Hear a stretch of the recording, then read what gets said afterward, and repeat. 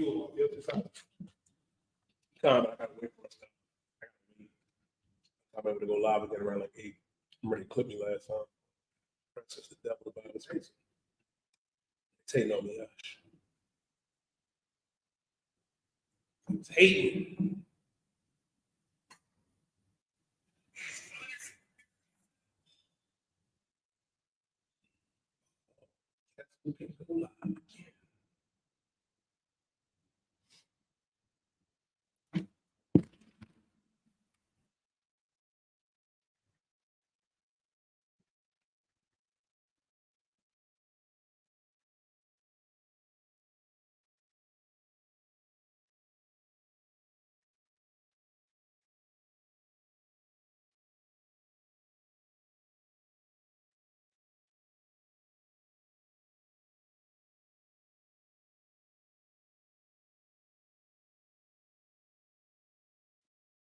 We live? Yeah, we live. No, Shalom, Israel, Yahweh, Shemar, Shabbat, Thumb, Yahweh, Shemar, Thumb, Bashem, Yahweh, Shah. I am priest and officer of 5,000 Yediah, holding it down tonight in Philadelphia. This is the Thursday night history class. You know, I.S.U.P.K. Tonight we're going to go over who salvation is for. Tonight we're going to go over that. And also the history, you know what I mean, and the detriment of Christianity. Why the oppressor is the devil that the Bible speaks of, man. Because let me explain something. That our people need to understand. We have been taught lies here in America.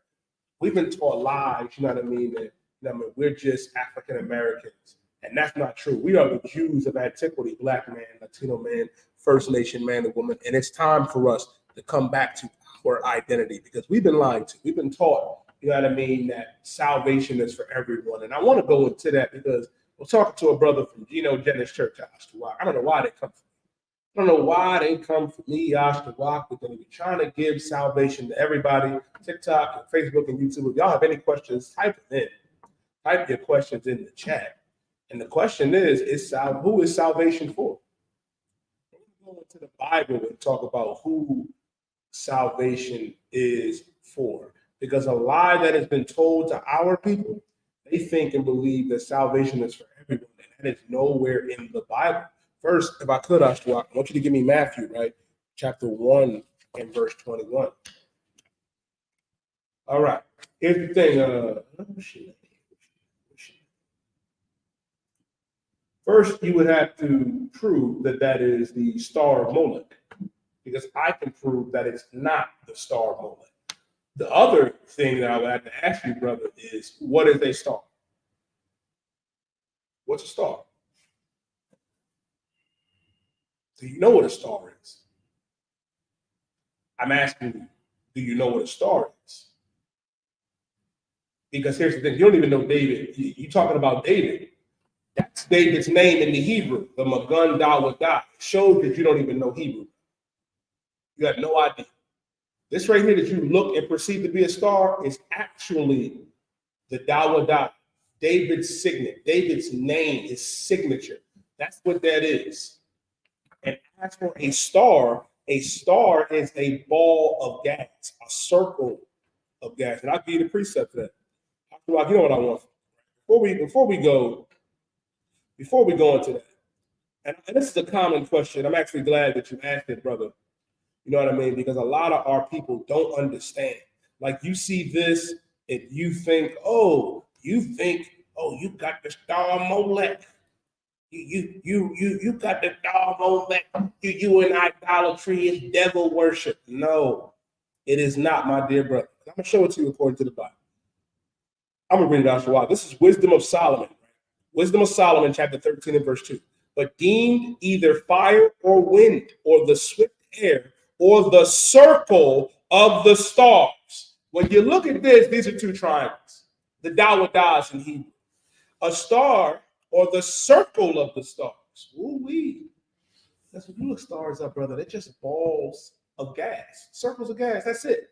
So when you see this, you associate it because of the oppressor. Because a lot of brothers, not saying you, brother. I'm not picking on you.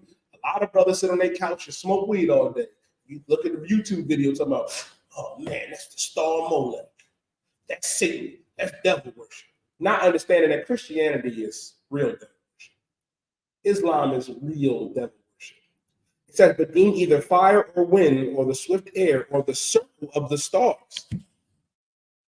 Exactly, brother. It's not a lie of science. I went to a scripture and showed you that a star is a circle. These circles? No, these are triangles. Dawa dots. Now I want you to provide your precept to show that this is the Star of David, the Star Molech. Oh, wait, you can't do that. What it actually is the seal of Zion. And the precept for that is, I'll get it for you. And what's so sad, Isupk, I'm coming to you in a second. I'm coming to you in a second. A lot of people don't understand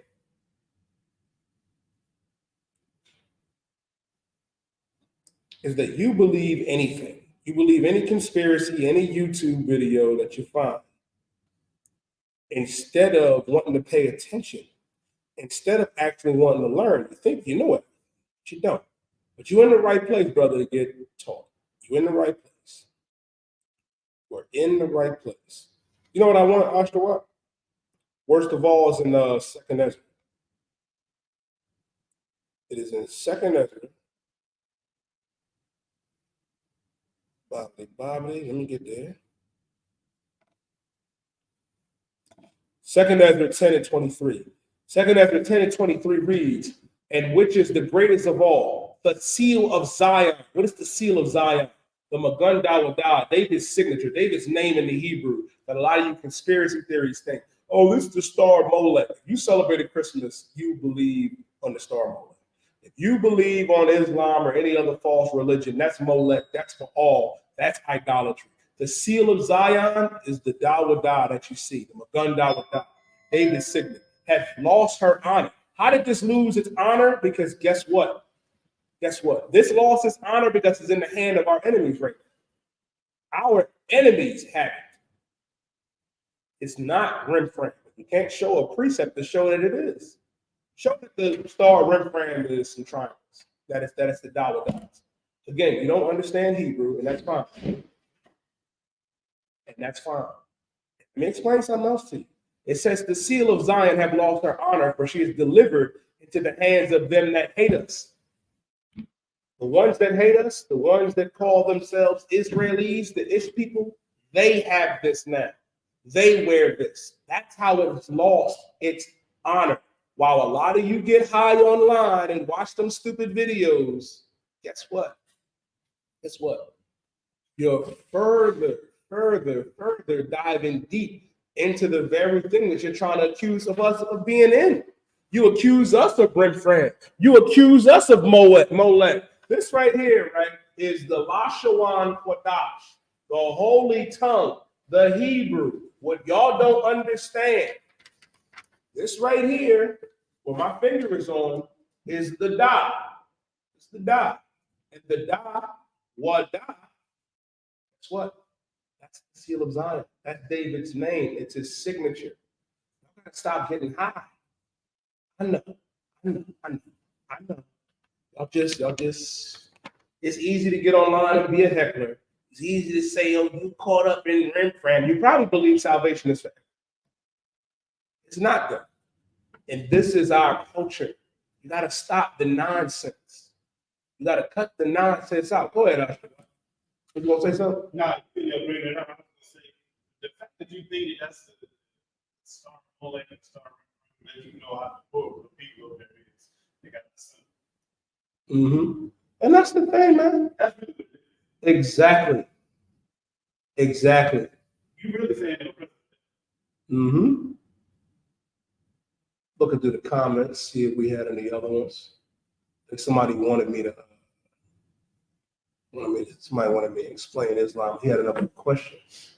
It's for Yasha Allah, but the Gentiles that serve Yahweh Shah will receive it too. Who are those Gentiles? And that actually goes into topic. Who are those Gentiles? Those Gentiles ain't heathens. They're not. Because salvation is only for Israel. I'm going to show it to you.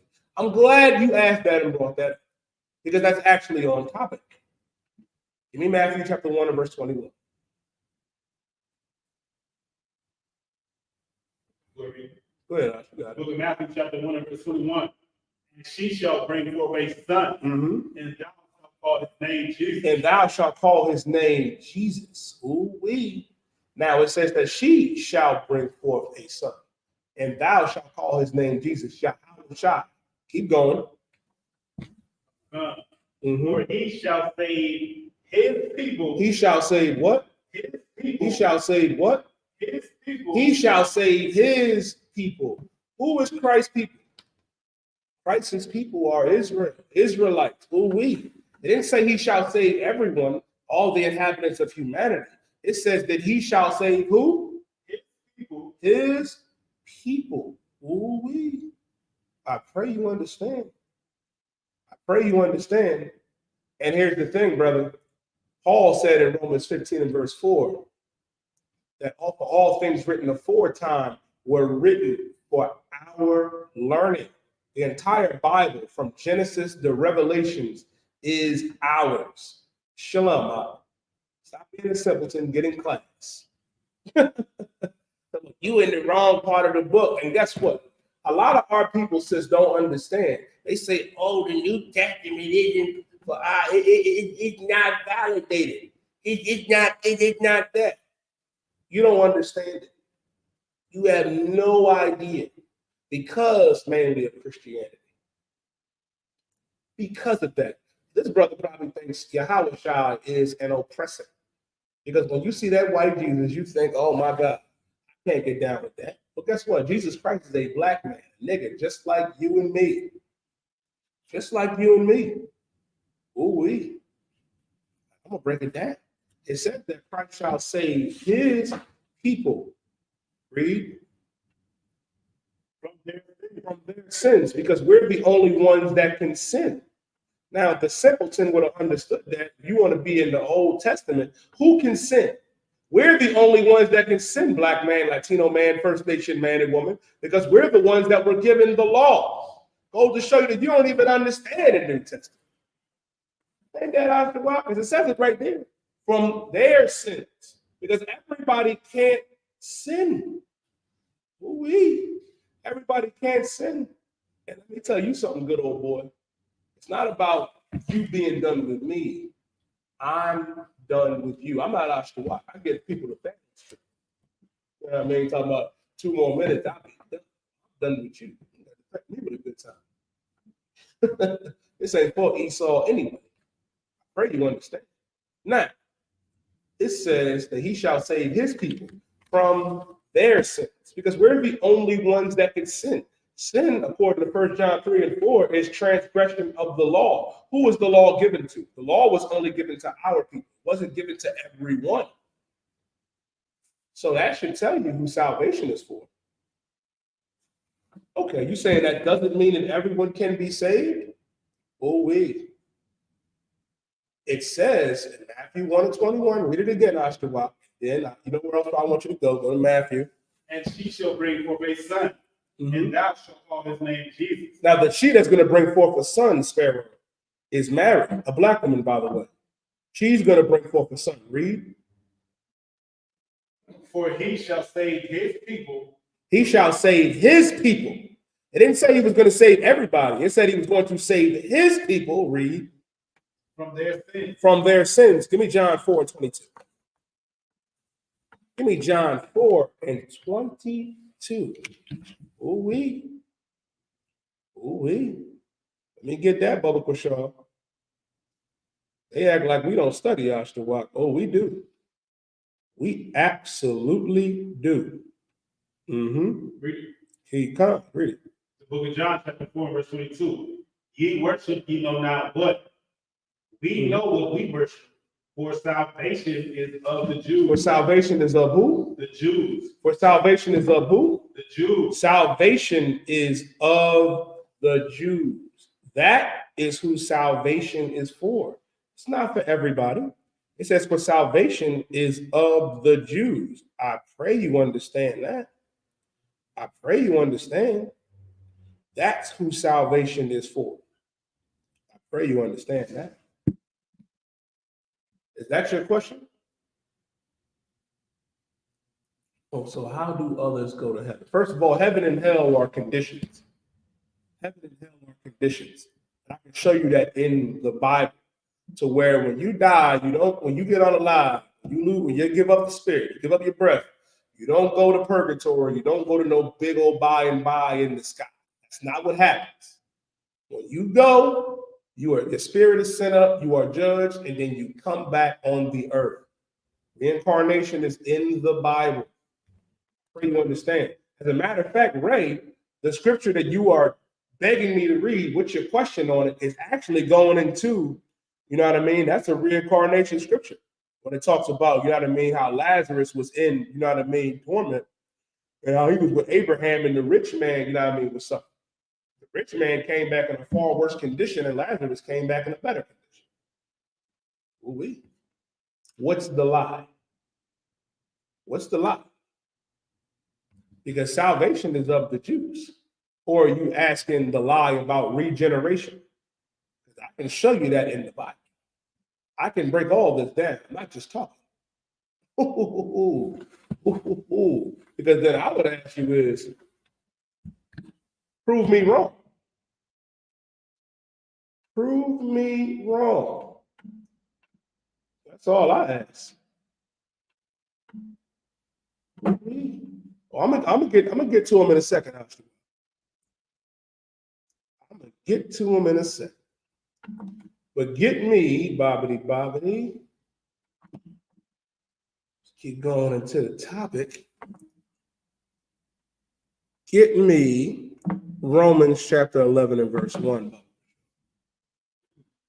I'll break that down for you too. I'm gonna break all that down for you. I'm gonna break all that down for you. Give me Romans chapter 11 and verse 1, Bubba, for sure. The book of Romans, chapter 11 and verse 1. They did. Have God cast away his people? If God cast away his people. The question is, did God cast away his people? Because the lie that they tell in Christianity that Israel got turned away, that our people, the Black, Latino, and First Nation man and woman, the Israelites, got cast away. And now the Lord is accepting everybody. That's not true. That's why Paul is asking, did God cast away his people? Read. God forbid. God forbid. God forbid. Why? For I also an Israelite. For I also am an Israelite. Ooh-wee. I'll tell you. Ooh-wee. For I also am an Israelite. Paul is an Israelite. Read. Of the seed of Abraham. Of the seed of Abraham. Meaning Paul was an Israelite, the seed of Abraham, read. Of the tribe of Benjamin. Of the tribe of Benjamin, because the tribe of Benjamin are West Indian brothers and sisters. And the First Nation, the Native American Indians, they are of the tribe of Gad. I'll give you a little history lesson. When the conquistador and Cortez and the boys came over here to this country, they had Hebrew interpreters. You want to know why they had Hebrew interpreters? Because the Native American Indians, the First Nation, and the Seminole Indians and the Mexicans spoke Hebrew fluently. They knew who they were coming over here to go get. I pray you understand. That's the part of history they don't want to talk to us about. A lot of the Hebrew artifacts, the Magun Dawa dies and the stone text, that's what a lot of that was found over here. If you look, right, if you look, give me Romans chapter 10 and verse 13. Why do they always cut themselves? Brother, I'm going to read Romans chapter 10 and verse 13, but I'm going to start at verse 1. But the answer to the other brother's question, the First Nation people come from the seed of Abraham as well, of Isaac and of Jacob, of the tribe of Gad. Gad is a troop. Who shall overcome it? The Seminole Indian is the tribe of Reuben. Paul was a Benjamite of the tribe of Benjamin. And if you look, you know what I mean, all throughout the Bible, if you look at the curses, the scripture says, you know what I mean, that the Israelites will go into captivity again with ships. And that happened to the Native American Indians. Cortez and them boys came from Spain, took the Native American Indians, the Seminole Indians, and took them over to Spain. Dropped the Taino Indian, the Puerto Ricans and Cubans off in Puerto Rico and Cuba. They named Puerto Rico Rich Port, Puerto Riches. You think, you know what I mean, you're Puerto Rican, you really of the tribe of Ephraim. So-called black man of the West Indian Islands and of Haiti and the San Domingo in America, the Americas. Guess what, man? We are the tribes of Judah, Benjamin, and Levi. Even them brothers down in South America, tribe of Asher. You got Naphtali. You got 12 different flavors. 12 different flavors. They come up with their precepts, I like that. I like that. But first, I'm going to answer my main man's question. Give me Romans chapter 10 and verse 13. Let me explain something to you. Ooh-wee. Ooh-wee. We're going to go into it. We don't run away from the scriptures here, baby. We don't do that. We are going to get some context. I'm going to John 5 and 24. That's another good precept. Y'all pulling amazing precepts. The funny thing is, y'all are pulling precepts that agree with what we're teaching on, I.S.U.P.K. Listen, you're making it easy. You're making it easy. Ooh-wee. I pray you understand. I pray you understand. Now, here's the thing, right? Read Romans chapter 10 and verse 13, right? I'm going to get all your precepts. Read Romans chapter 10 and verse 13. The book of Romans chapter 10 and verse 13. Matter of fact, start at verse 12. Start at verse 12. Because you start at verse 12.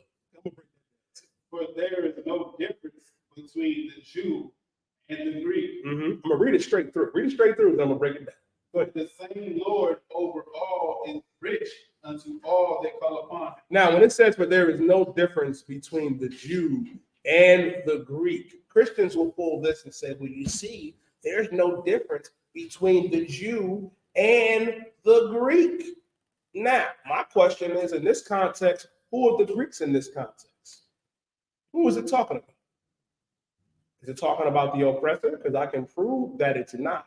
If you look that word Greek up in your two-letter lookup, you're going to find it to be Hellenists. Now, go into the Zondervan Compact Bible Dictionary, I.S.U.P.K, or Pictorial Bible Dictionary and read the definition of Hellenist. And then after you read that, I want you to read verse 13, and then I want you to start at verse 1 for context. Because Christians love to pull these precepts, but they don't understand the context behind them. But you're in the right place to be edified. You're in the right place to be taught. This is not the first time that I've had to break down Romans, the 10th chapter, or John, the 5th chapter, or John, the 14th chapter. Oh, no. We do it all the time. Y'all like to pick and choose instead of getting the context and reading it in its entirety to find out who John, who Paul, and who Christ was talking to. I'm going to show you. But first, give me that definition. Jews who made Greek their tongue. Hellenists, or the Greeks in this context, who made what their tongue? Greek their tongue. Jews that made Greek their tongue. So you have Israelite Jews that made Greek their tongue. They spoke Greek. You want to know why? Because we were under the oppressor at this time. At this time, we were under the Greeks and the Romans. This is after Alexander, ironically, I.S.U.P.K, because I got it in my notes. We're going to go over Alexander the Greek tonight. This is the history class. We're going to go over how the oppressor has been the devil that the Bible speaks of, Hellenists, Jews that made Greek their tongue. These were Israelites that spoke Greek. So when Paul is saying there's no difference between the Jew and the Greek, there was a little beef going on. And if you wasn't from Judah, if you wasn't from Judea, you know what I mean? And you was frowned upon. You was looked at. If you didn't come up, you know what I mean, in Judea, guess what?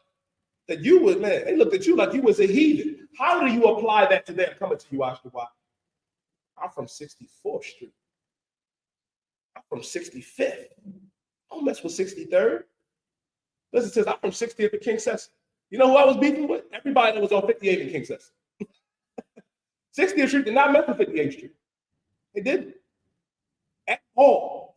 So when it says, "For there is no difference between the Jew and the Greek, for the same Lord over all is rich unto all that call upon him." You know what I mean? Christ was sent, you know what I mean, to all the 12 tribes of the nation of Israel. Blacks, Latinos, and Native Americans. Then there was a time where the Lord cast away, you know what I mean, the so-called northern kingdom, 10 tribes. But if you ever read the parable about this, you know what I mean, about the prodigal son, that's talking about Israel coming back together. You can also find that, I believe it's in Ezekiel, the 37th chapter, about them two sticks coming back together, the stick of Judah and the stick of Ephraim, our people coming back to be one nation, to be Israelites. Go ahead, I.S.U.P.K. You want to say something? Good, too. This goes even further into our point call it the oppressor, the devil, about to speak. Mm-hmm. Because the context has been removed from the whole religion about what's going on. Okay. They don't even understand that the Greeks unallowed the Jews to circumcise their children on the 8th day. Mhm. If you didn't get circumcised, you was cast out of the nation. You Okay. feel what I'm saying? If you didn't celebrate a Passover, you was going to be separated from the people. Okay. They got to understand what type of people Israelites was. They think Israelites was everybody different when it's in the law not to join yourself to the other nation. Exactly. So if your people left and is living among another nation acting like that, but you stayed, you're going to look at them like another nation. Yeah. Wow, that's you speaking another language. Exactly. Practicing other practices, doing things you're not supposed to be doing. So that's where the issue comes from of that either Jew nor Greek. That's why I don't say everybody. It says Jew or Greek. It's talking about the Israelites who grew up in Greece. Mm-hmm. It was born there, raised there, practiced Greek customs. That's the next fucking definition. It's talking about those people and then the Israelites who been who they was Israelites. Absolutely. And guess what? The scripture is about to agree with you. Keep reading. Read verse 13. Verse 13, for whosoever shall call upon the name of the Lord shall be saved. For whosoever shall call upon the name of the Lord shall be saved. That's a beautiful precept. Now, Christians, he talking about, you see, Yediah, it said, whosoever shall call upon the name of the Lord shall be saved. Who was Paul talking to? Go to Romans. He wanted to go to 10 and verse 13. I want you to start at verse 10 and verse 1. It's going to tell you who Paul was talking to and talking about. Read Romans chapter 10 and verse 1. Book of Romans chapter 10 verse 1. Brethren. What? Brethren. Who? Brethren. Who's Paul's brethren? Who is Paul's brethren? I'll tell you who Paul's brethren is. I just read it in Romans 11 and 1. I'll read Romans 11 and 1 once again. I say then, have God cast away his people? God forbid. God did not just cast away his people, the children of Israel, blacks, Latinos, and Native American Indians. For I also am an Israelite of the seed of Abraham and of the tribe of Benjamin. That's Paul's brethren. Read now. Keep reading Romans 10 and 1 from the top. My heart's desire and prayer to God for Israel. For who? Israel. For who? Israel. For who? Israel is that they might be saved. The Bible says in Romans chapter 10 and verse 1, because you went to Romans chapter 10 and verse 13. I wanted to start at verse 1 to go who Paul was actually talking to. It says, brethren, my heart's desire and prayer to God for Israel is that they might be saved. Why did Paul start off by saying that he wants Israel to be saved and not all humanity? Because Paul, when he was in Thessalonica writing letters, when he was writing letters to Galatia and Corinth, he was talking about our people, Paul's brethren, Israelites. I pray you understand. Brethren, my heart's desire and prayer to God for Israel is that they might be saved. It says it right here. Cut you. We cut you. So when it says, and whosoever on down to 13, it's talking about Israelites because Paul started off the conversation by saying, brethren. He's talking to his brethren. My heart's desire, my mind's desire and prayer to God. Paul's prayer to God is for the Israel that they might be saved. Didn't say everybody. Didn't say everybody. Here's the thing, dumbass. And I'm calling you that because you are a dumbass. He said, look at the title. It's called Romans. Are you telling me that there weren't Israelites in Rome? That's like saying it ain't Israelites in America. Is that what you're saying? Is that what you're saying? Because it's titled Romans, that's who Paul is talking to? Another precept, Paul called himself a Roman. Why did Paul call himself a Roman? Because Paul was a citizen of Rome, like how we're citizens of America, of the United States. But I read in Romans 11 and verse 1, if God cast away his people, God forbid, for I am an Israelite. Paul was an Israelite. Go ahead. It always blows my mind how impressive. You didn't make America. You make people get citizenship. Come over here and take a citizenship test. Yeah. There's other people in the other country that don't know the citizenship test. I have no idea. You see what I'm saying? So I have no clue whatsoever. Was born in Russia and raised in Russia, and somebody born and raised in America comes back to Russia and don't speak Russian. Good. You're gonna look at them funny. You see what I'm saying? And that's what they not understanding. It's Israelites talking to other Israelites. That's all it is. I don't know why y'all don't understand this. And this is your fault. You see what I'm saying? These are your facts. It's like you go. It's like Good. Good.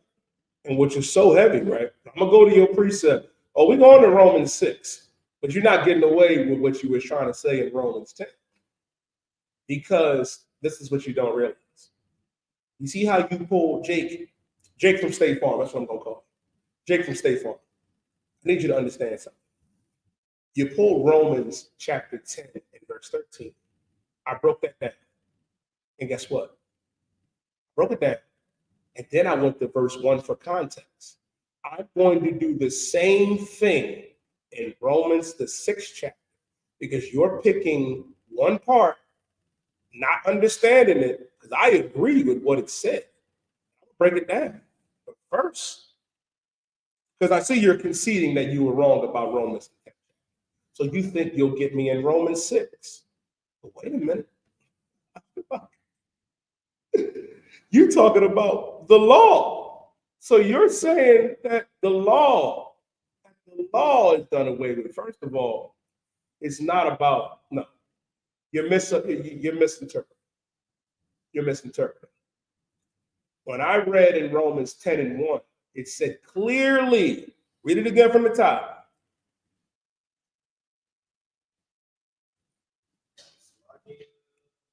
Read Romans 10 and 1 from the top again.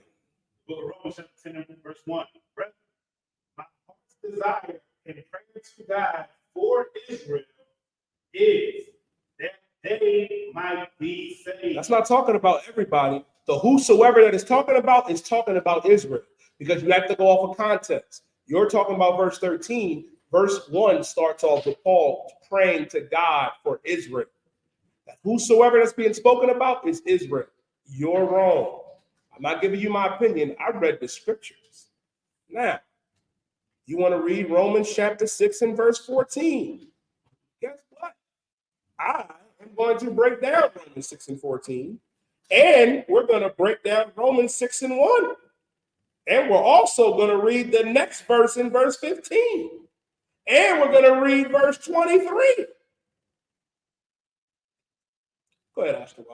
If I could, it's like they don't understand the English language. If we at work, right? We work for a company. The law never went anywhere. First off, the law never went anywhere. The law was before Christ, but the law didn't go anywhere after Christ. You know what I mean? He didn't do away with it. I'll break that down too. Go ahead, Oscar. We worked at the place to sell cars, and the supervisor said, "Whosoever sells the most cars, $10,000 bonus." I'm gonna tell my friend who don't got a job working at Walmart. My boss says it's not talking about that. You see what I'm saying? It don't matter how many cars he sells, he don't work for the company. So if I say for Israel, and then I say whosoever, I'm only talking to you. That's how Exactly. Like y'all always like to treat us like we don't understand English and we don't know how to talk. We got accents. We use ebonics. Whatever you're saying, you don't understand your own language when it comes to the Bible. Mm-hmm. It's a lot. Now, Jack, you are right about one thing. Christ did give up his life. He did give up his life. But does that mean we can continue to sin? Does that mean because Christ gave up his life, we can continue to sin? I'll break it down for you. You wanted to read Romans 6 and 14? We're going to read Romans 6 and 14. We're also going to read verse 15. We're also going to read verse 1. And we're also going to read verse 20. Keep going. Go ahead, Oscar. Romans 6 and 1. No. Read verse 14 first. Book of Romans chapter 6 verse 14. Mm-hmm. For sin shall not have dominion over you, for ye are not under the law, but under grace. For ye are not under the law, but under grace. When it says you are not under the law, but under grace, you don't understand what grace is. Which means, guess what? The priest ain't coming to unalive you if you eat that pork or commit adultery. You have grace. And what is grace? A period where you have to get your life together. If you're behind on your electric bill like I am, Pico, guess what? You call them up and they give you a grace period. They don't do away with the bill. I wish they did. That'd be amazing. It'd be amazing. They're not doing away with that electric bill. They give you a grace period where you have an opportunity to have more time to pay that bill. So when it says, for sin shall not have dominion over you, for you are not under the law, but under grace, he made a point to read that scripture. I want you to read the next verse. What then? Shall we sin because we are not under the law? Now, verse 15 says, what then shall we sin? Because we are not under the law, but under grace? Can we sin now? That's what Paul is asking. We just read 14. What then shall we sin? Because we are not under the law, but under grace? Does that mean we can sin? Does that mean we can eat pork, shrimp, crab, and lobster and be adulterous and live any type of lifestyle that we want? What then? Shall we sin because we are not under the law, but under grace? Read. God forbid. God what? God forbid. God forbid. God forbid. I'm glad we're in agreement. Because guess what? You still can't sin. You can't. That's why I read verse 15. It says, what then shall we continue in sin? Because we are not under the law, but under grace? God forbid.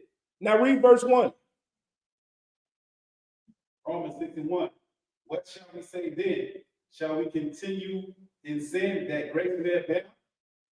God forbid. Read that again. Shall we continue in sin that grace may abound? God forbid. It says, what then? Shall we continue in sin and let grace abound? So shall we continue in sin and let grace abound? God forbid. There is no excuse. I'm glad we are in agreement there.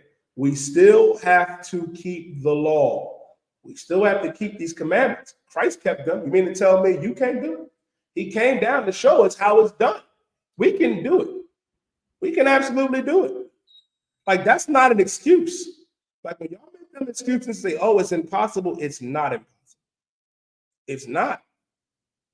It's not. I'll give you another one. I'll give you another one. I'm glad we're in agreement.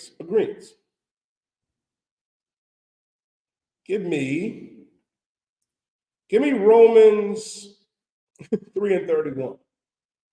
Because here's another thing they like to do. Or they like to say, oh, but you got grace. You have faith. Give me Romans chapter 3 and verse 31. Romans 3:31, Bubba Kashow. The book of Romans chapter 3 verse 31. Go ahead. Do we then make void the law through faith? Do we then make void the law through faith? Read. Forbid. God forbid. Yea, we establish the law. Yea, we establish the law. We established the law. We established them. We still have commandments that we have to keep. They ain't go nowhere. They ain't go nowhere. Paul also said in Romans 7:1, I'll read that. Know ye, brethren, for I speak to them that know the law. Woo-hoo-wee. So when you try to quote Paul and go, you can't just pick and choose. Paul wasn't telling our people that we can eat pork, shrimp, crab, and lobster and continue to live, you know what I mean, a deviant lifestyle. That's not what he was saying. And that's the problem with Christianity. That's the problem. And that's a big problem. As a matter of fact, go back to Romans chapter 10. Go back to Romans chapter 10. I want you to read verse 1 and 2. The book of Romans chapter 10, verse 1. Brother, my heart's desire and prayer to God for Israel is that they might be saved. That they might be saved. That is who Paul is praying that salvation is coming to, Israel. I read that in Matthew chapter 1 and verse 21. That's who salvation is for, Israel. Read verse 2. For I bear them record that they have a zeal of God. Listen, our people naturally have a zeal of God. What does it mean that we have a zeal of God? I mean, we naturally want to serve the Most High. We do. As Blacks, Latinos, and Native American Indians, that's why you in church. That's why you in that mosque. You want to serve God.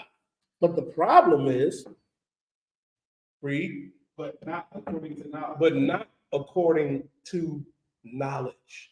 Not according to knowledge. And the scripture and the precept for this is Hosea chapter 4 and verse 6, where it says, my people are destroyed for a lack of knowledge. We got a lack of knowledge as Blacks, Latinos, and Native American Indians, man. So when you don't understand that our God is not for everybody, he's only for our people. This is only meant for our people. And that's why we have to stop the excuses. We got to stop the excuses and understand that we have something that we have to get back to, something that is important. And that's why understanding who we are is the greatest thing that we could learn. And why I titled the class what I titled it, because you think you can give your salvation to anybody. You cannot. It's not for everybody. It's only for our people. That's why when I read in John chapter 4, verse 22, where salvation is of the Jews, that's who salvation is for. I know a lot of people like to run and say, oh, but what about the other nations? God don't give a damn about them. He cares about us. And because, and it's so sad,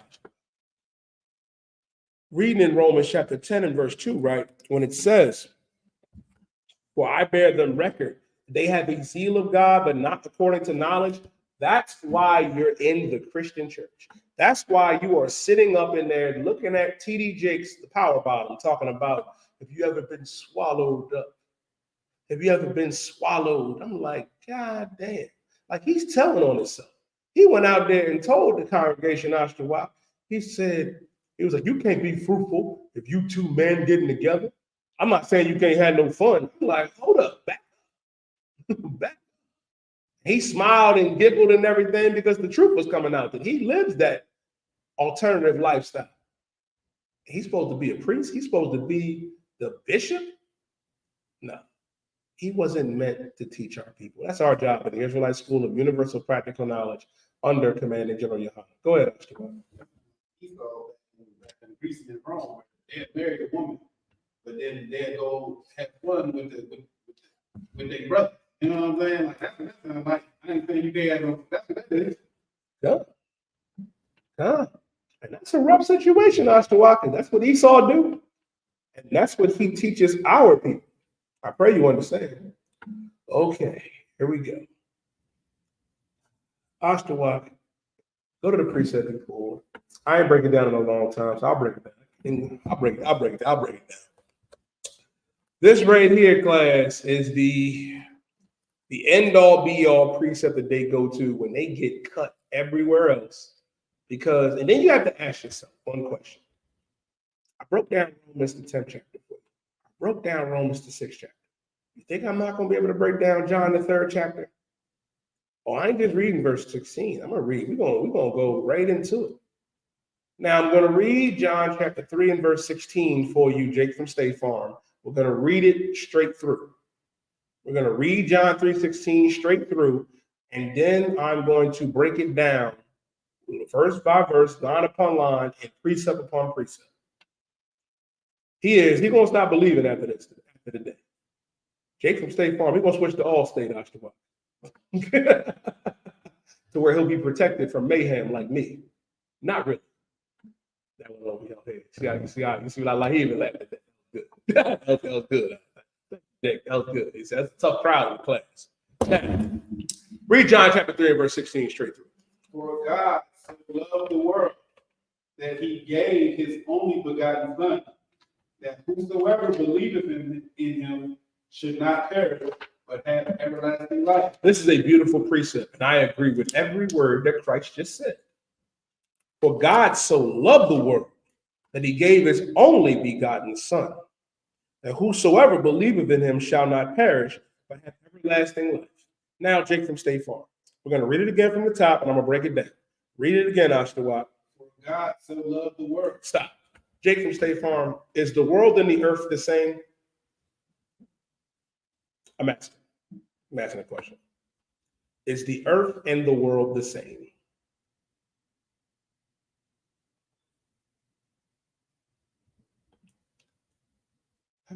You know the precept I want Isupk. We Psalms 90 and verse 2.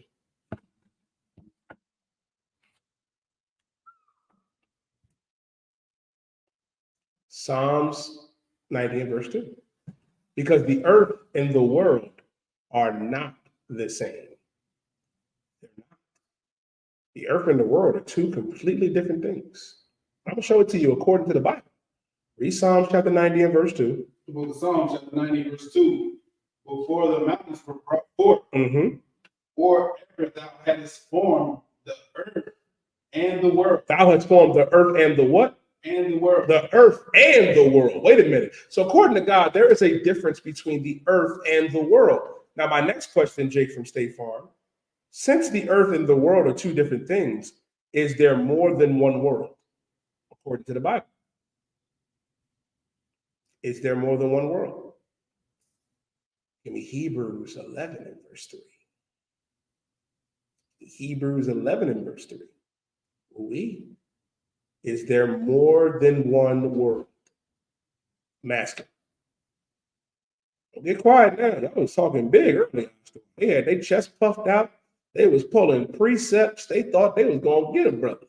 I'll tell you something, man. We do this in here. Don't shy away from nothing. We don't shy away from anything. Read what you got, Ash. The book of Hebrews, chapter 11, and verse 3. Mm-hmm. Through faith, we understand that the world. That the what? That the what? World. Hebrews 11 and verse 3 says, through faith, we understand that the worlds, spell it. WORLDS. Wait a minute. That the worlds. So there's more than one world? There's more than one world. What does that mean if there's more than one world? Then you would have to understand who was Christ talking about when he said, for God so loved the world, because there's more than one world. You got SeaWorld, you got Disney World, y'all be in your own world, you got the music world, you got the comedic world where Cedric the Entertainer is not an entertainer, which Steve Harvey had a fake fro. Cat Williams was telling on everybody. What? It was a rough situation. It's more than one world. So when Christ said, for God so loved the world, who's the world that Christ is saying that, you know what I mean, that God loved? When Christ is speaking about how the Most High loved the world, what world is he talking about? Because if you go to 1 John chapter 2 and verse 15, read that for me, Ashton. 1 John chapter 2 and verse 15, Bubba Quashaw. Then I want you to give me John 17 and 9.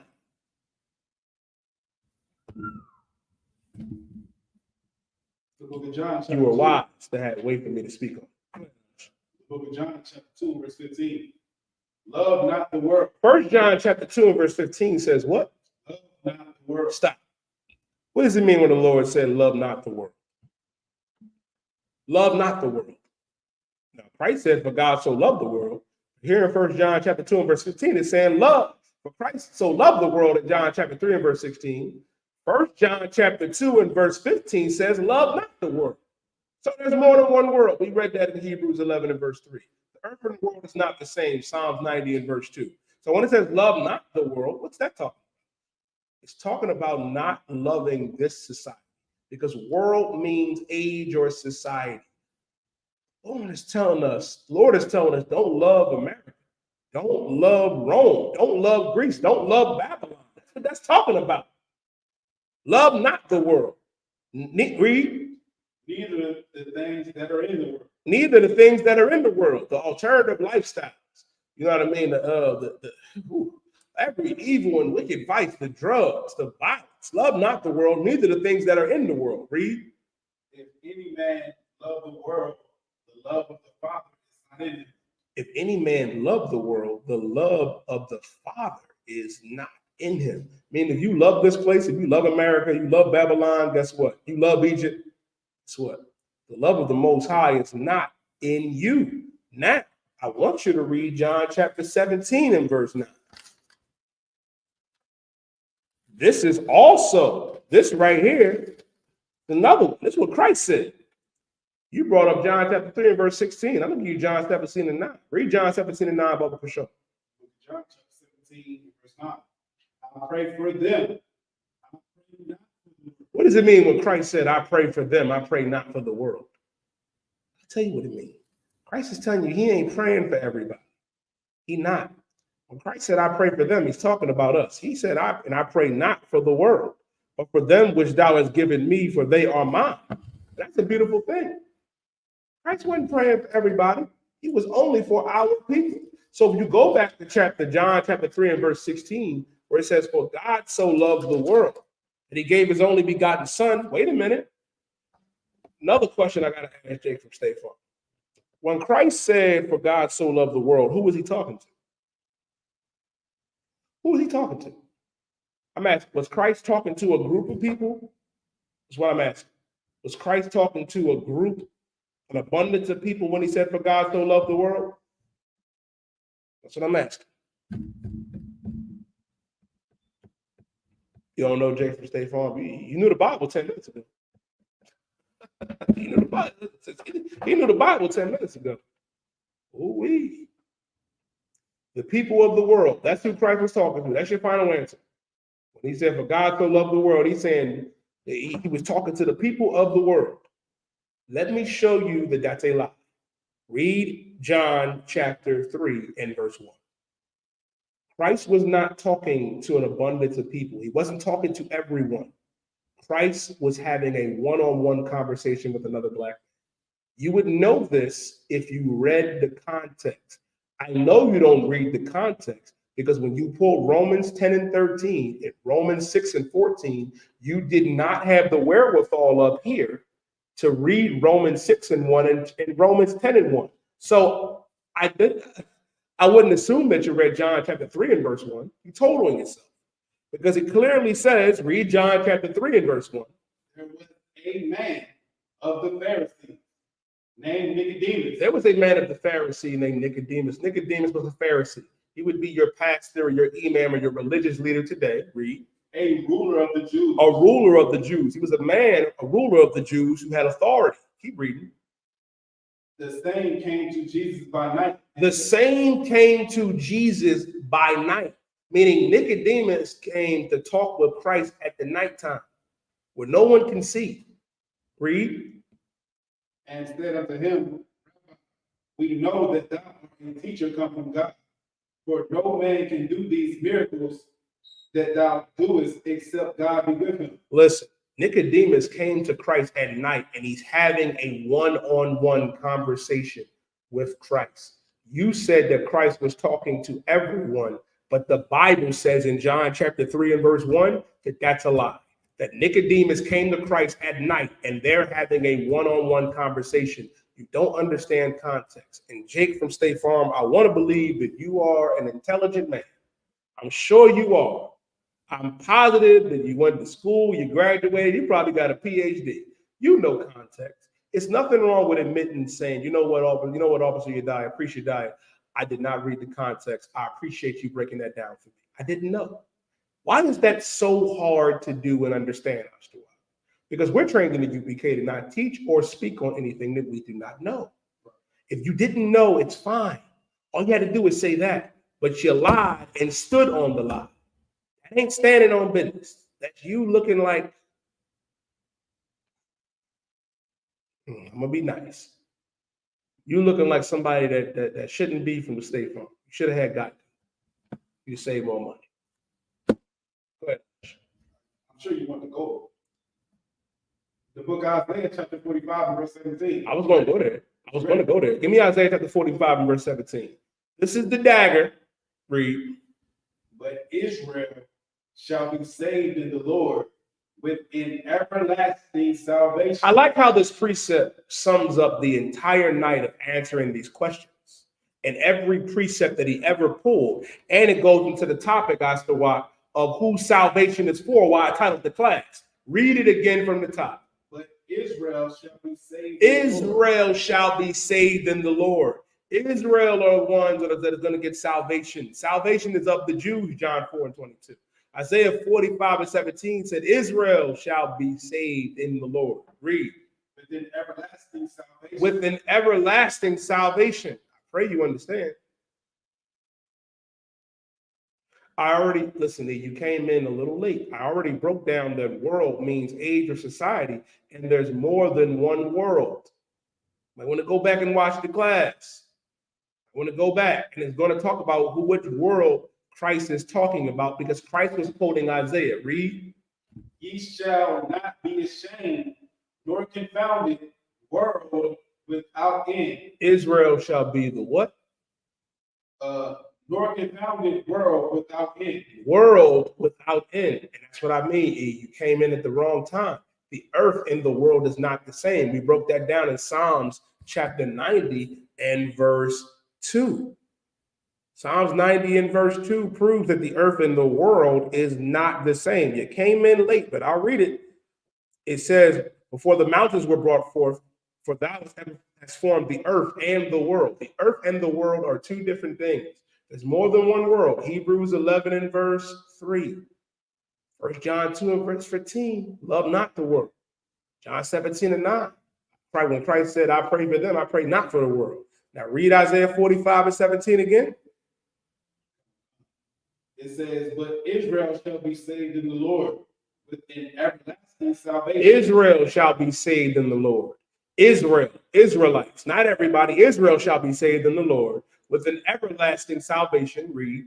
He shall not be ashamed nor confounded, world without end. World without end. Israel is that world without end. So when you read in John chapter 3 and verse 16, go back to it, I.S.U.P.K. For God so loved the world. Christ was quoting Isaiah. Christ was quoting Isaiah when he said, for God so loved the world. The world that Christ was talking about was the same world Isaiah was talking about, the world of Israel. I pray you understand. Read John chapter 3 and 16 again. For God so loved the world that he gave his only begotten son. That he gave his only begotten son. That world is Israel. Read. So like, if I could, that line up with the first precept before would say he gonna save his people. That's exactly. His only begotten son is for Israelites. It's for his people. That's why I pulled it, I.S.U.P.K. I pulled it, and I said I was going to break everything down line by line, verse by verse. Read. That whosoever believeth in him. Whoa, wait a minute. That who what? Whosoever believeth in him. Oh, I didn't forget about that, Christians. Give me Acts chapter 2 and verse 21. Because then he'll say, oh, you see, Christ also said that whosoever shall believe on him. Oh, you thought I forgot. You thought you was going to catch me slipping. Oh, no, brother. Hope you're a brother, Jake from State Farm. I hope you are. Read Acts chapter 2 and verse 21. I'm going to break down the whosoever as well. I'm going to show you that the whosoever is also Israelites. Read Acts chapter 2 and verse 21. And it shall come to pass, that whosoever shall call on the name of the Lord shall be saved. Woo! Woo! I.S.U.P.K. Now whosoever shall call upon the name of the Lord shall be saved. Read the next verse. Ye men of Israel. Ye who? Ye men of Israel. Ye who? Ye men of Israel. That's the whosoever. That's who can be saved. And it shall come to pass that whosoever shall call upon the name of the Lord shall be saved. Ye men of Israel, hear these words. Jesus of Nazareth, a man approved of God among you. Wait a minute. That's the cut right there, I.S.U.P.K. It said, ye men of Israel, hear these words. Meaning, it's talking about Israelites, Blacks, Latinos, and Native American Indians.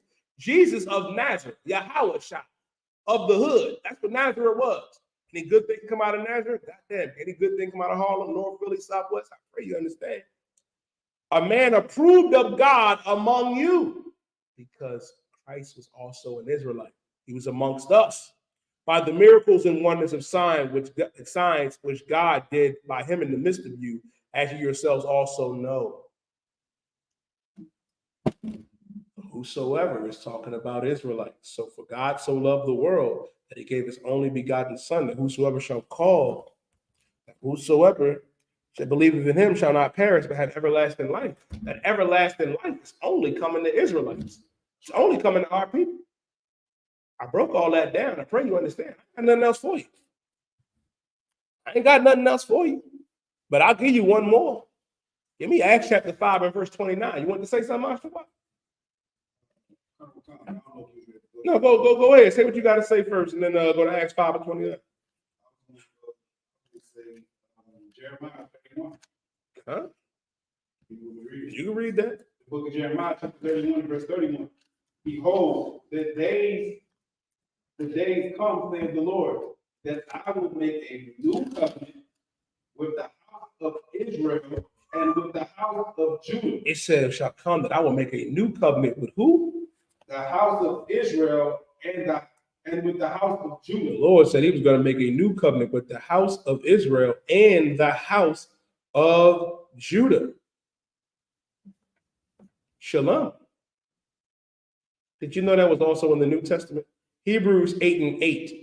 For finding fault with them, he said, behold, the days come, saith the Lord, when I will make a new covenant with the house of Israel and with the house of Judah.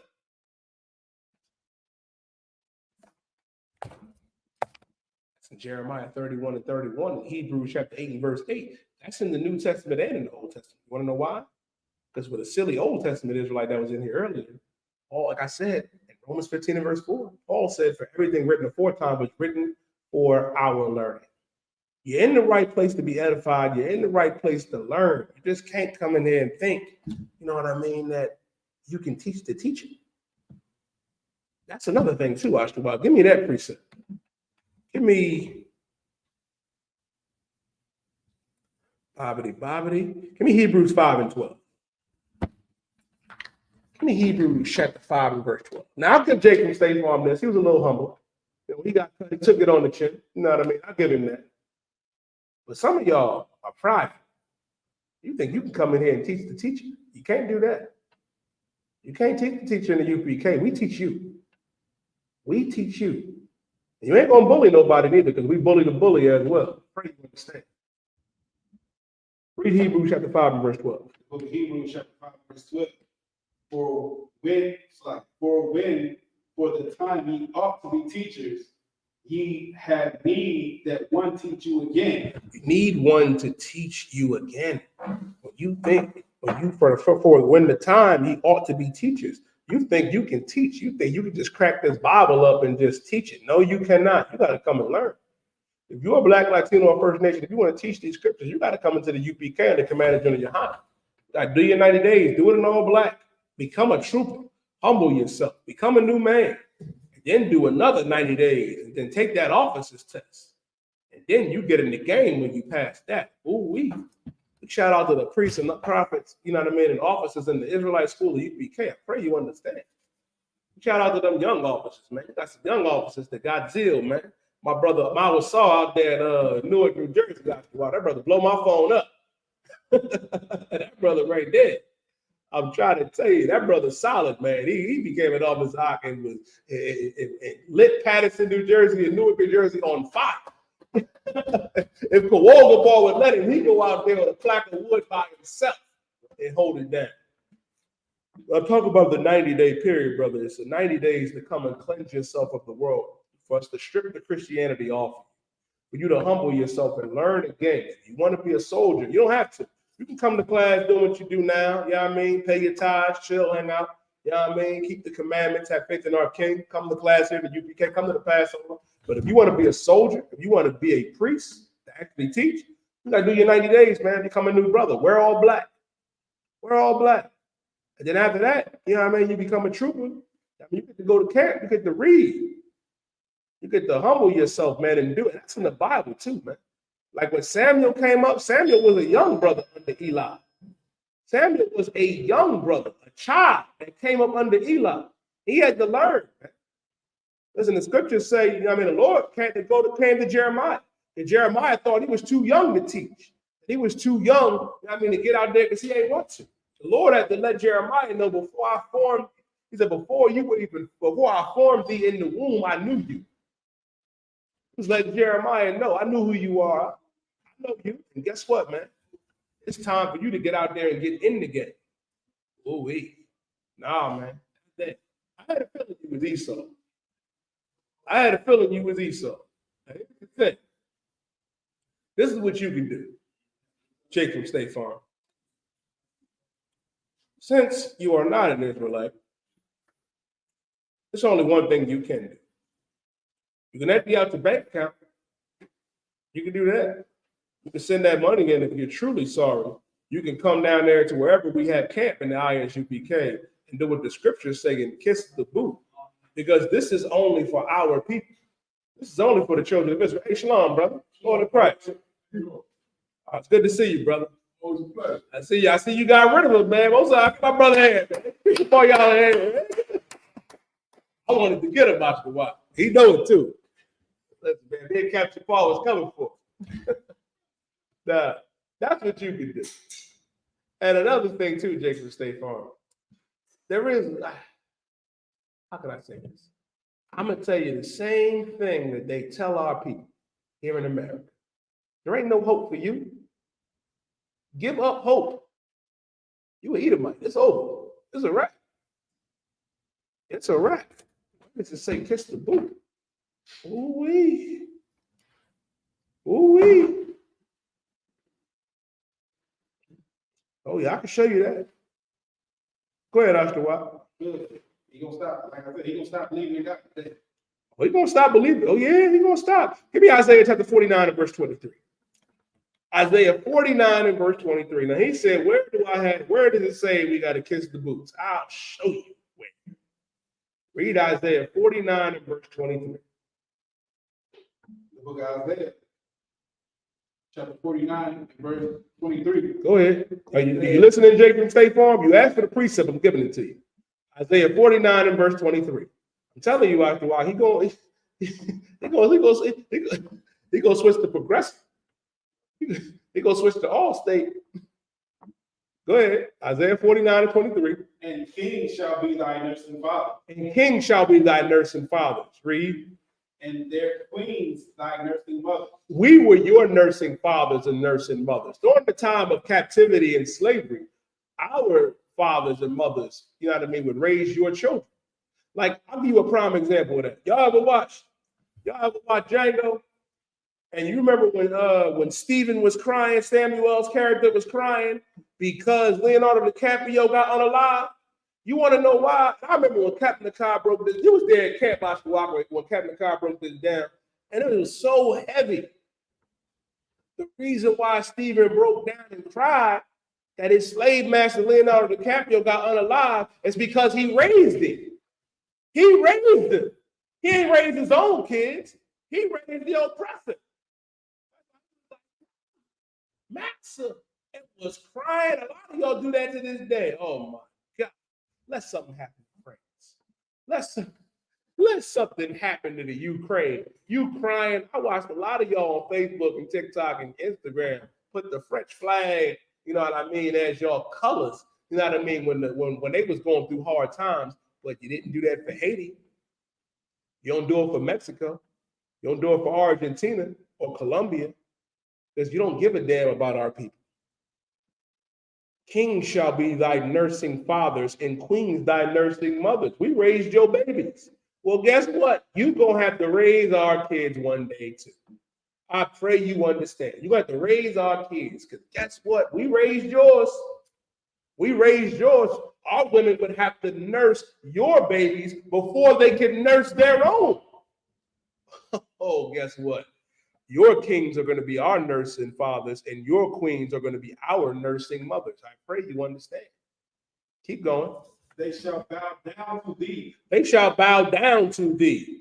Meaning this, you're supposed to bow down to us, man. Bow down. Breathe. With their face towards the earth. Hear that, Jake from State Farm? You supposed, this is Isaiah 49 and verse 23. It says, thy kings and queens shall be thy nursing fathers and mothers. They shall bow down to thee with their face towards the earth. Man, you're supposed to bow down with your face on the goddamn ground. Read. And lick up the dust of thy feet. And lick up what? The dust of thy feet. What does it mean where it says, and lick up the dust of thy feet? Meaning you got to lick the dust off our feet. You got to kiss the boots. You think if you're a righteous white man, you'll do it. You're a righteous white woman, you'll do it. Ain't no such thing as righteous. You can't be righteous. I don't even want to call you good. You know what I mean? I don't want to call you good. If you are remorseful, if you're a remorseful white man, if you are a remorseful white woman, a remorseful heathen of what your people have done to us, you would bow down and you would kiss the boots. You would do it. Now, we've met some remorseful white people. They do it. They do it. You should go down there to Houston, Texas. Captain Yakazak and them brothers got a line of devils that be one day. They be having to turn Esau away after a while. They be like, we got to go home. They don't be wanting to hear that. They be in the club, brother. They be like, let me kiss the boots. You got some smart devils, partners, You got some smart ones that understand that lift up the dust. If you are remorseful and you sorry for what your people have done to our people, you would bow down and kiss the boots. I pray you understand. So you know what you need to do, Jake, from State Farm, when you clock out and when you help Quadazar when he didn't get and save on his car insurance, you need to kiss Quadazar's boots. That's what you need to do. You need to do that. Or you can prove I.S.U.P.K to be a great prophet that he is, because he said, you're going to stop believing in God today, and I believe it.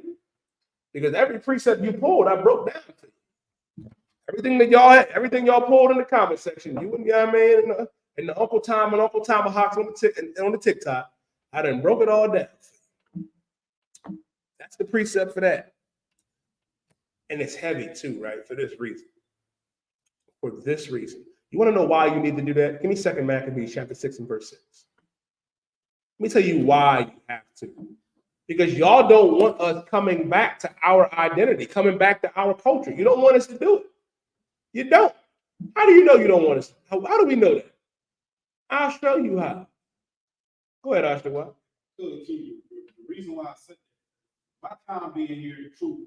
You know what I'm saying? And I'm sure you've seen it too. I've seen plenty of oppressors. Once we actually break the Bible down to them, they say, I don't believe that. I'm not going with that. I don't believe that. You can see in their spirit that they no longer believe in God. You see what I'm saying? And what our people don't realize is that we put the Bible in order.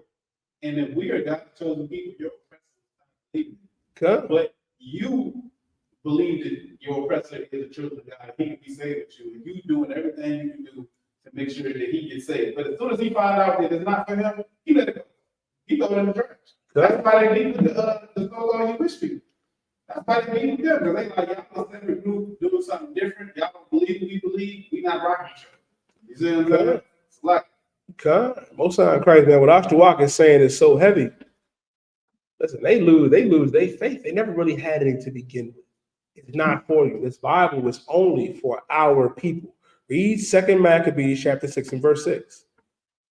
This is 2 Maccabees chapter 6 and verse 6. Go ahead. Neither was it lawful for a man to keep Sabbath. Y'all made it unlawful for us to keep the Passover.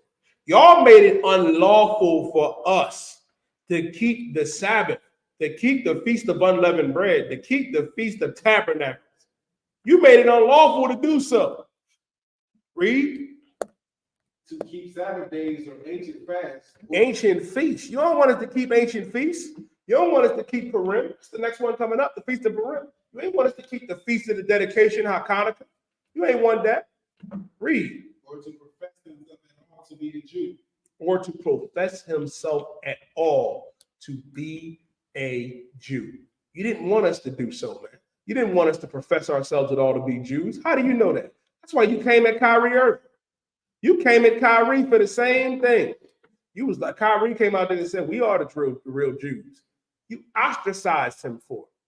You publicly castrated that brother. Same thing with Kanye West. Got him apologizing. Nobody should feel ashamed. Nobody should feel bad. Nobody should be surprised. I expect him to do that. Them brothers play basketball and they make music. That's what they're good at. That's what they're supposed to be. Leave the job of the priests, the commander GEN.YAHANNA, and these priests and generals and captains and officers in here. That's our job. This is why you should kiss the boot. Neither was it lawful for a man to keep Sabbath days or ancient feasts. You didn't want us to keep the Passover. You didn't want us to keep, our ancient, feast days. No. And you didn't want us or to profess himself at all to be a Jew. You wanted us to be Greeks. That's how we became Greeks. That's why Paul had to say, there's neither Jew nor Greek, because we became like you. Read Proverbs chapter 3 and verse 31. You began to believe that you were free, white, and 21. That's why when you read, there's neither Jew nor Greek, Paul is letting us know that, listen, you are not a Greek. You're not an oppressor. It's none of that. You got to stop. That has to stop. That's why it's important for Black, Latinos, and Native American Indians for us to come back to our identity. Because listen, we look at what the oppressor has going on and we want it. Why do you think like what's going on with Cat Williams is so prevalent now? Because it talks about like how the music industry and the comedic industry, the entertainment world, it's a grimy game to be in where you gotta hate on your brother, you got to put your brother down, and you got to, you know what I mean? If you want what the oppressor has, you have to live like him. But that's the contrary to what our God wants us to do. Give me Proverbs chapter 3, verse 31, Bubba, for sure. Proverbs chapter 3, verse 31. Go ahead. Envy thou not the oppressor. Envy thou not the oppressor. Meaning, don't envy the oppressor. Envy thou not the oppressor. I know the oppressor has this, that, and the third. He has all the riches. He has Hollywood. Oh, you can forget about that list.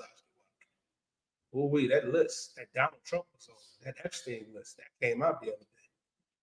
Epstein's list.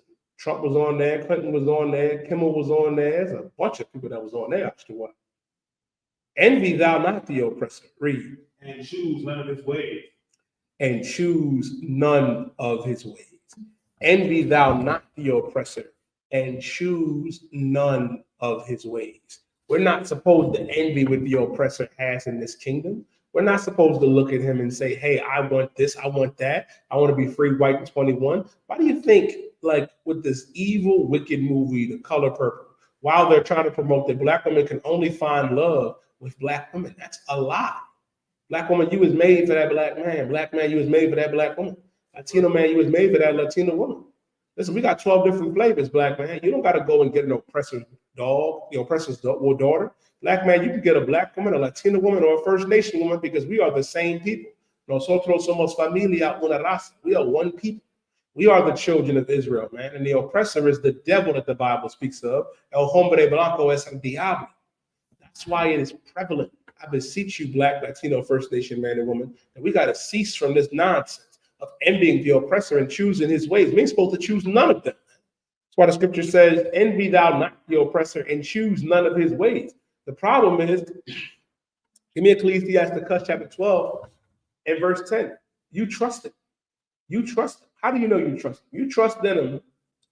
You go and do every evil act he tell you to. He tell you to put on a dress for funny, for comedy, you'll do it. You don't have no integrity. The oppressor tell you to go out there and put on a dress, you'll do it. The oppressor tell you to go out there, you know what I mean, and be an evil bastard, you know what I mean, to unalive your brothers and sisters, to sell drugs and use drugs, you'll do it. You trust them. We were never meant to trust the oppressor. Like Jay from State Farm, we ain't supposed to trust you. Unwise to trust you. We ain't supposed to. God said so. Read Ecclesiastes chapter 12 and verse 10, Bubba, for sure. Ecclesiastes chapter 12 and verse 10. Mm-hmm. Never trust thine enemies. Never what? Trust thine enemies. Never trust thy enemy. We were never meant to trust you. Ever. Never trust thy enemy. You're our enemies. You're the ones that put us in captivity. You're the ones that oppress us to this very day. You're the ones that still have that knee on our necks. You unalive Breonna Taylor, Vanessa Gillian, George Floyd, Rashad Brooks, Tamir Rice, Trayvon Martin. I can go on and on and on. Dante White. You unalive our people. You abuse our people. George Floyd. Keep going. For like as iron rusted, so is his wickedness. For like as iron rusted, so is his wickedness. So as iron eventually rusts, so is his wickedness. You can't help but be wicked. Go ahead, Oscar. What? If I could speak on something I saw this week that just reminded me of, right? And I'm just going to explain first. It was this town that this Black man had, right? Mm-hmm. He might have been a native brother, but basically he was a darker skinned brother. I think they were saying that they were natives. They owned a railroad and they owned a whole bunch of land, right? And had the oppressor came, took the land, unallowed the people that was there, took everything, and then flooded it and made it into a lake. A different town than the ones we heard about. Another town. The Lord, get Habakkuk chapter 2 and verse 12. And if I could, when I see this video, I was looking, I was like, this is the cause of us having so-called peace with the oppressor. You got to be able to destroy a town, make a lake over where you used to live at, and you got to accept privilege, accept being the lowest class citizen in America. Like, you just got to accept all of these things for him to almost see me at peace with you. He still hates you. Did you know? He can't look at his own past. Did you know what you said, which was heavy, by the way? It's in the Bible. That is in the Bible, verbatim, on how they came and took them brothers' land and made it into a lake. You know, we used to have Manhattan, like Central Park. That was a Black city that they took from us. Just like how they took Rosewood, burned it to the ground, how they did the same thing in Tulsa, Oklahoma. They do that. They firebombed Osage Avenue in West Philadelphia. I had a brother from Geno Jennings Church come up to me in my slavery. You know what I mean? He was trying to have Saul for the Palestinians and them getting bombed and their babies. I said, what about our babies? I said, you old enough to remember what happened at Osage Avenue when they bombed our babies. And he was like, well, you know who called the police on Osage on them, right? I said, yes, brother. Niggas like you. Niggas like you. You know what you did? You called Esau, the devil on our brothers, and they dropped a bomb on us, on our people. And that had nothing to do with you, with the movement. Had nothing to do with you. But you being under your daddy, that's why Christ was so right when he said, you're of your father, the devil. Your Uncle Tom Negroes and Uncle Tomahawks, you are of your father, the devil. The lust of your father he would do, for he was a liar and a murderer from the beginning, man, and the father of the lie. When he speaks of a lie, he speaks of his own. He is the father of that lie. Let me get Habakkuk chapter 2 and verse 12, and then we're going to drop down to verse 16, ISUPK and Ecclesiasticus. Habakkuk 2 and 12. You got it right? Most High Christ, brother. It's a book of Habakkuk, chapter 2, verse 12. Woe to him that buildeth a town with blood. Woe to him, meaning destruction to him that buildeth a town with blood. Destruction to him that buildeth a town. Most High Christ. Shalom, sis. Where it says, woe to him that buildeth a town with blood, meaning destruction to him. That's what woe means, destruction. Destruction to him that buildeth a town with blood. Who built America? Who did that? Who did that? Our people built America. But here's the thing. We were forced to by the hand of the oppressor, who's the devil that the Bible speaks of. You unalive the Native American Indians, the First Nation man and woman. You unalive the Mexicans. You unalive the Negroes, man. You built, you know what I mean, this place off of the backs, you know what I mean, of the slaves of this place, the First Nation man and woman, the Seminole Indian man and woman, the Latino man and woman, the Black man and woman. That's why God said destruction to him that buildeth a town with blood. Read. Establishes a city by iniquity. And established a city by iniquity. Ooh-wee. And establish a city by iniquity. Meaning you establish this city on sin. And America is spiritually Sodom and Egypt, man. Babylon the great whore. And establish a city by iniquity. You can find every evil, wicked vice and sin right here. Go ahead, It's a Cowalinga, Alabama. It says Cowalinga, also known as Cowalinga Industrial Community in Vincent, was a former unincorporated village and historical African American community active roughly through 1890 until 1926 and located in Elmore County and later Tallapooza County in Alabama. So they flooded the town and named it something else. Got rid of us, man. Unalived us, got rid of us, and took destruction to him that built up a town with blood and established a city by iniquity. Jake from State Farm, we don't give a damn about Africans because we're not Africans. We're the Jews of antiquity. I could give a damn about Nfutu Nungala, the Black Panther, having a civil war. Our people are going to war with each other right now here in America. We have our own problems here. Right here, our own problems in Haiti, our own problems in Puerto Rico and Cuba and Mexico. That's why the I.S.U.P.K and the Commander Gen.YAHANNA is here to teach our people that we got to love that Black, Latino, and First Nation man and woman again. And we got to love each other. That we are above all people that I'm going to read and close the class with in a second. But destruction to him that built up a town with blood and established a city by iniquity. You established America by sin, by promoting the alternative lifestyle. By promoting eating pork, shrimp, crab, and lobster and every evil, wicked vice. Go to Ecclesiasticus, ISUPK 12 and 16.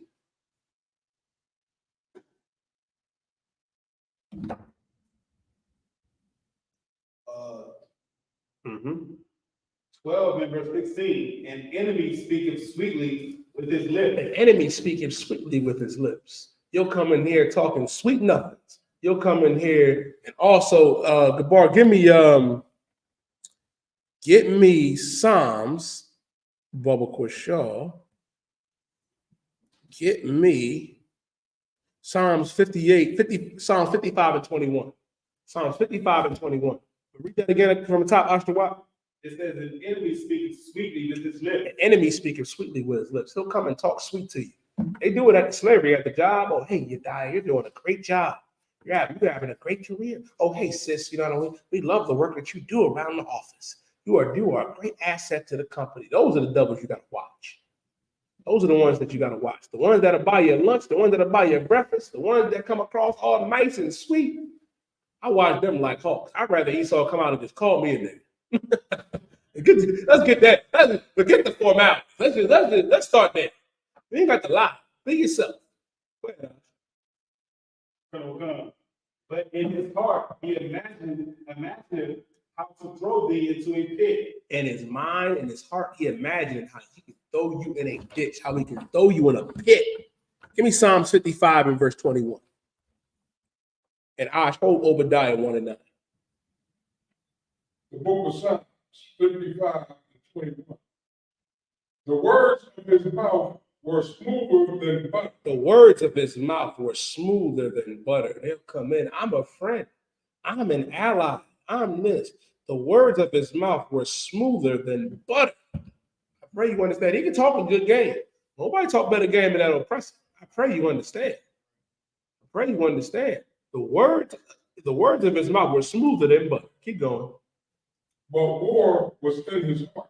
Well, war was in his heart. He came over here to the Native American Indians, the Seminole Indians, the First Nation, the tribe of Gad, the tribe of Reuben, talking sweet nothings. Taught them the principles of agriculture. Taught them how to live off the land. You know what I mean? Taught them how to hunt the bison. What they do? War was in his heart. He unleashed a vicious form of biological warfare, man. By giving our brothers and sisters blankets and pillows filled with smallpox, unalived them and abused their women and their babies and the men. That's why the oppressor is the devil that the Bible speaks of, man. The words of his mouth were smoother than butter, but war was in his heart. Read. His words were softer than oil. Mm-hmm. Yet were they drawn swords. Yet were they drawn swords. I pray you understand. He's ready to draw them swords, and they did that. Went to war with our people, man. Unalived us, and they still do it. They're gonna pay for it. Go ahead, Ash. And if I could, this is for the simple of our people out there. This is what you're fighting against when we speak about these people. Because you have to look at it. They act like they want us to do well in their society.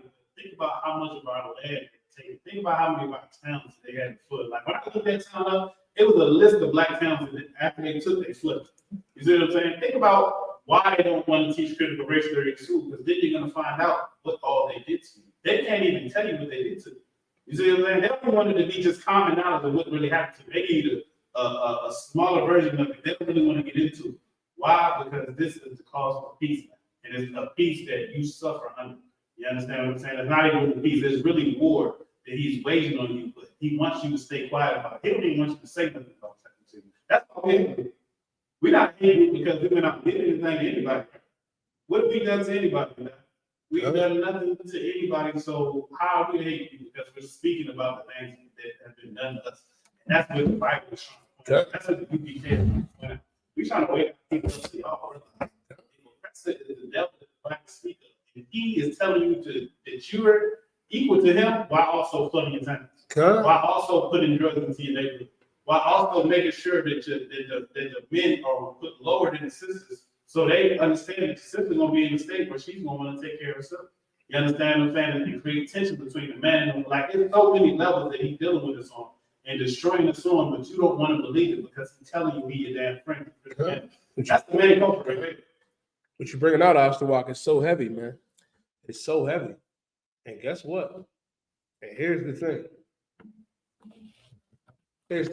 We already were punished from our God, you know what I mean, by not keeping the commandments. But we coming back to our God by keeping these laws, statutes, and commandments and having faith in our King. And guess what? Esau. Because oppressor white people, they are Esau. Asians, specifically the Chinese, come from Moab. The Japanese come from Ammon. But we better talk about Esau for a second. All of these heathens are going to go into captivity. There's something special that's going to happen to Esau. I pray you understand. Give me Obadiah chapter 1 and verse 9, Ashtawa. The book of Obadiah, chapter 1 and verse 9. And thy mighty men, O T-man. Thy mighty man, O T-man. T-man, the son of Esau. T-man is the so-called German. Read. Shall be dismayed Mm-hmm. to the end that every one of the mount of Esau may be cut off by slaughter. That every one of the mounts of Esau will be cut off by slaughter. Why will all of the Edomites be cut off by slaughter? Why do they got to get unalive? I'll tell you why. Read verse 10. For thy violence against thy brother Jacob. For thy violence against thy brother Jacob. Because you were violent with the 12 tribes of Israel, the Native American Indian, the Seminole Indian, and the Negro, man. For thy violence against thy brother Jacob, read. It says, shame shall cover thee. Shame shall cover thee. Shame is going to cover thee, man. Read. And thou shalt be cut off forever.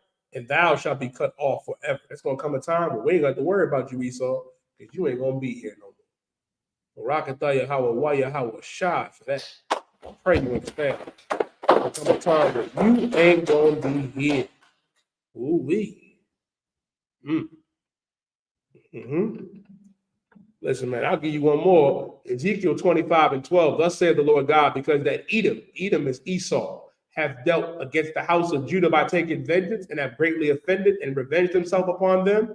Therefore, thus saith the Lord God, I will stretch out my hand upon Edom, and will cut off man and beast from it, and I will make it desolate. From Teman and the day of Dedan shall fall by the sword.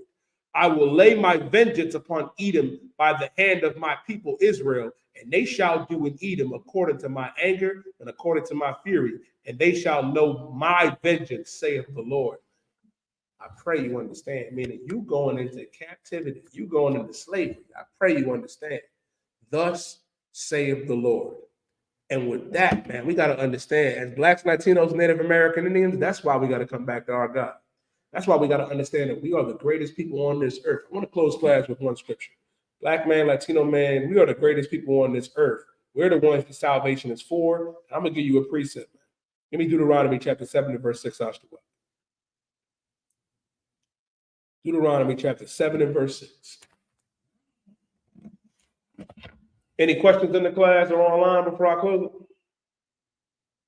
I don't know, sound crazy. The book of Deuteronomy, chapter 7, verse 6. For thou art a holy people unto the Lord thy God. For thou art a holy people unto the Lord thy God.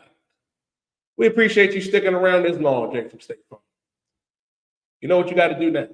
Got to kiss the boot, empty your bank account, you know what I mean? Pay them tithes to Command GEN.YAHANNA. And I.S.U.P.K. Read it again from the top, Ashtawa. Thou art holy people unto the Lord thy God.